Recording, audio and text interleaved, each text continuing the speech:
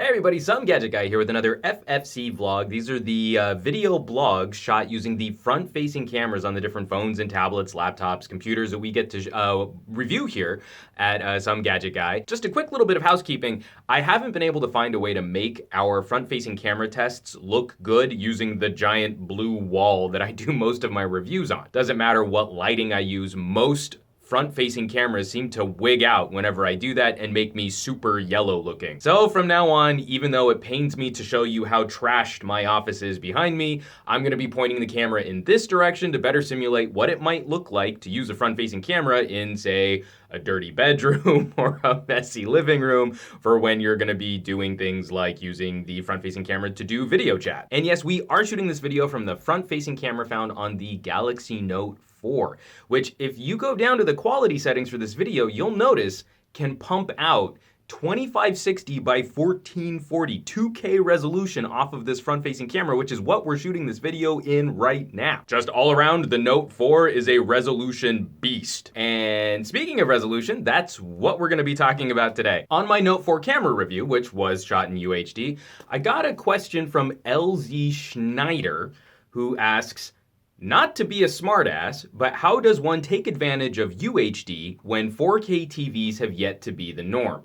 Can you only view the videos on the phone and I suppose other phones that support UHD? Am I misunderstanding how UHD works? Well, LZ, I'm glad you asked. You see, UHD resolution is just that, ultra high definition. It is 4 times the resolution of 1080p. And you've seen me do different charts of camera resolution and camera sensor size to showcase the different video qualities that we can attain with our smartphones now. But essentially, UHD is going to be playable on any device, regardless of screen resolution on that device, so long as it's got a processor that's powerful enough to pump out that many pixels. So just like you can take standard definition content and upscale it to show on high definition displays, you can take ultra high definition content and downsample it so that it'll play on regular HD screens. But the big debate comes in, where do we want to throw away information? Do we want to throw information away at the time the video was shot and processed?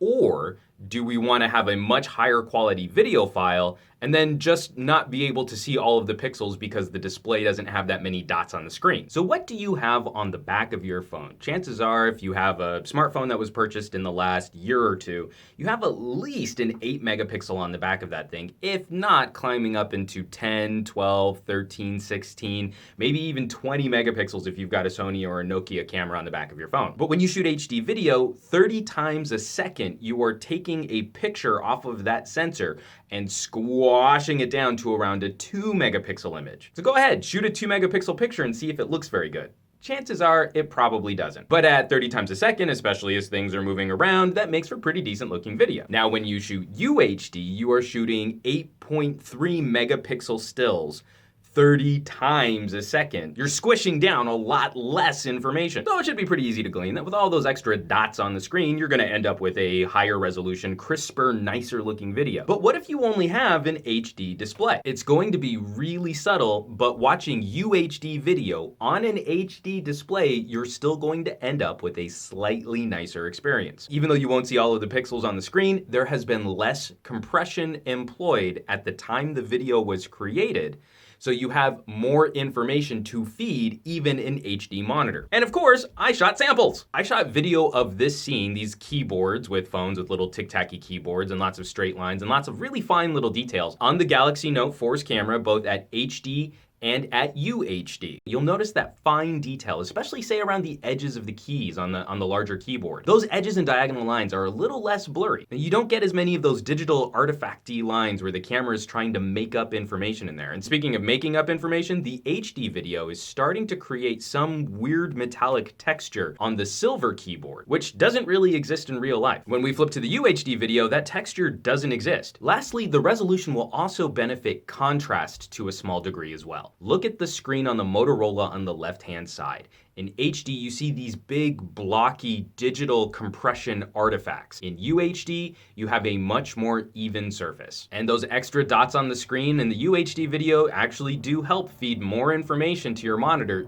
Of course, I'm also totally cheating in that I'm shooting this video at 2560 by 1440, which brings me to my next point that shooting 4K video now is a nice way to future-proof. 4K monitors and TVs might not be the norm now, but we're already stepping into an era where phone screens have 2K displays, tablets and laptops are coming out with UHD screens. It's going to roll pretty quickly moving forward from here. So what do you think is going to look better in the long run? If you have a camera that can shoot 4K now, your video will look a little bit better on an HD display. But what happens when you take that plunge? When you finally invest in a 4K screen? You can go back and look at all those videos that you shot and see them in native res. It's gonna be like you not only upgraded your display, you'll have all of this content that you can already watch on it that you shot yourself. And in the interim, we do have a number of halfway screens. Computer monitors have been rocking 2560 by 1440 for a long time now. Downsampling UHD to 2K is going to look better than upscaling 1080p to 2K. For those of you who just don't have the capabilities to shoot 2K or UHD, you can also try this experiment with 720p and 1080p. So shoot the exact same scene, the exact same distances, the exact same lighting at 720p and at 1080p, and then watch both of those video files on a 720p display. Again, the effect is not going to be profound or radical, but the 1080p video is going to look slightly better than the 720p video, even when viewed at 720p. Lastly, and I cannot stress this enough,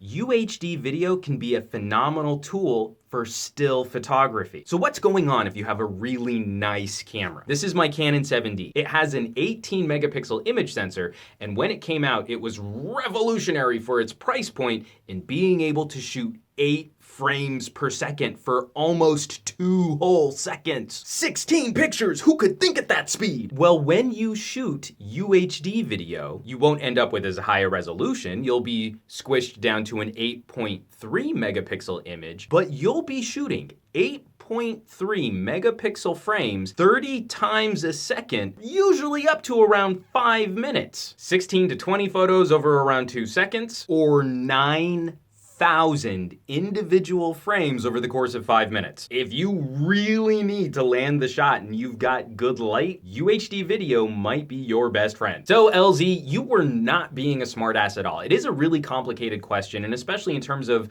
the different things that you need to take into account, like not only the resolution of the display, but also just the power of the processor and the GPU powering that display, and UHD can get a little confusing, and especially for all the weird formats that we have in between too. I'm shooting this at 2560 by 1440, which I called 2K because it's more than 2,000 pixels across. But a company like LG is really out there calling it capital QHD because it's 4 times the resolution of 720p HD, whereas UHD is 4 times the resolution of 1080p video. So I can totally appreciate why there's been confusion in the marketplace because manufacturers are really not helping us out much. But I hope that has actually answered your question, and thank you for asking it. Just a quick reminder, folks, this has been shot on the front-facing camera found on the Galaxy Note 4, shooting at 2560 by 1440. It's shooting higher than HD quality video from the front-facing camera. I mean, like, just to put that into perspective for you guys, the front-facing camera on the Galaxy Note 4 is capable of shooting a higher resolution video than the rear-facing camera found on the iPhone 6. Topsy-turvy world that we live in, dogs and cats living together, mass hysteria. As always, folks, thanks so much for watching my videos, subscribing to this channel, leaving me all those amazing comments down below my videos. It's where I get the inspiration to do wacky-ass videos like this one. I would not be able to continue producing these videos if you folks weren't out there sharing these videos with your family, friends, and on social media. Can't thank you enough for all of the chatter that you guys raise. Hit that thumbs up button, and I will catch you all on the next video.